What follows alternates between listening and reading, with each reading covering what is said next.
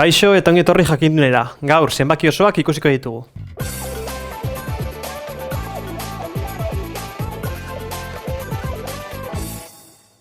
Zenbaki oso bat zer da? Multzo bat non bai zenbaki positiboak, bai negatiboak eta bai zeroa batera dauden. Egunero erabiltzen ditugu. Demagun altuera, temperatura, dirua, etxea. Hauek bai positiboak, negatiboak edo zero izan daitezke. Adibidez, altuera, beti badakigu, itsasoa oinarri bezala hartzen dugula, itsasoa zero izan da. Adibidez, Everesten baldin bagaude, demagun altuera izango dela 8.000 eta piku metrokua. Eta depresio baten baldin bagaude, -200 metro izango da. Temperatura be, oinudan gaudela, bero iten da, beraz, temperatura beti aputxo bat 20tik baino altuago izaten da. 34 edo, eta neguan berriz, temperatura utxazpitik izaten da, izaten dagoenean, -4, -5 edo 0 izan like be. Gogoratu behar duzue, 0 ez dela ez positiboa, ez negatiboa, 0 da baizik.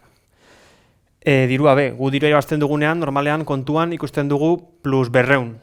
Eta pertsona bati dirua sortu dugunean, izaten da, -5 euro, -6 euro, edo kafe bat ordaintzen dugunean, -1,20 izaten da normalean. Etxean be, gu normalean ez gara pisu baten bizi bagara, igual bigarren solairuan bizi geike, 3. solairuan, 4. solairuan, 10. solairuan, eta parkina normalean utxazpitik egoten da. Gero, zuzen errealean marrasterakoan jakin behar dugu, zeroa emagun erdian idazten dugula, eta zenbaki positiboak eskuman, eta zenbaki negatiboak eskerrean. Adibidez, 5 hemen egon joango litzateke, 6 hemen,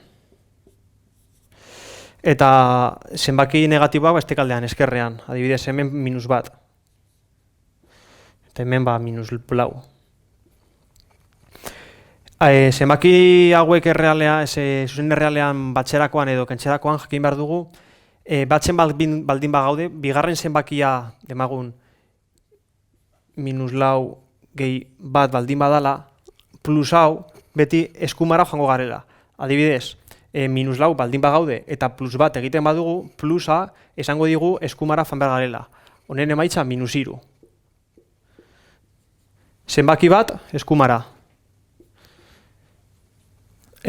Bestalde, adibidez, berdin baldin badugu 5 -1 plus. Kentzen gaudenez, eskerretara joan behar gare.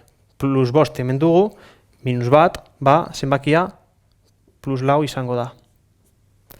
Gero, jakiterakoan zenbaki den handia eta zein den txiki hau, ikurra hau erabiltzen dugu. Hau gorazteko trukotxo bat dago. Bete esaten dugu, handia kokodriloa dela. Eta hemen sagutxo egoten dela. Normalan kokodriloa sagutxo baino handiago denez, zenbaki handia alde-handean joaten da. Adibidez, +5 eta 0. Zergatik? Zuzen erreala ikusita, eskuman dauden zenbaki guztiak eskerran daudenak baino handiago izaten dira. Hau, jarri leke be, beste kaldera, 0, holan, eta +5. Hau ikurra hau, nahi dugun moduan jarri dezakegu. Beste adibide bat, -4. Eta +2rekin konparatuko dugu. Lehen esan dakoa. Eskuman dauden zenbakiak, eskerran dauden zenbakiak baino handiago dira. Beraz, +2 handiago denez, zati handia berari begira, +2. Eta gauza bere esango litzateke jartzea, +2 handiago -4. Hau izan da dana.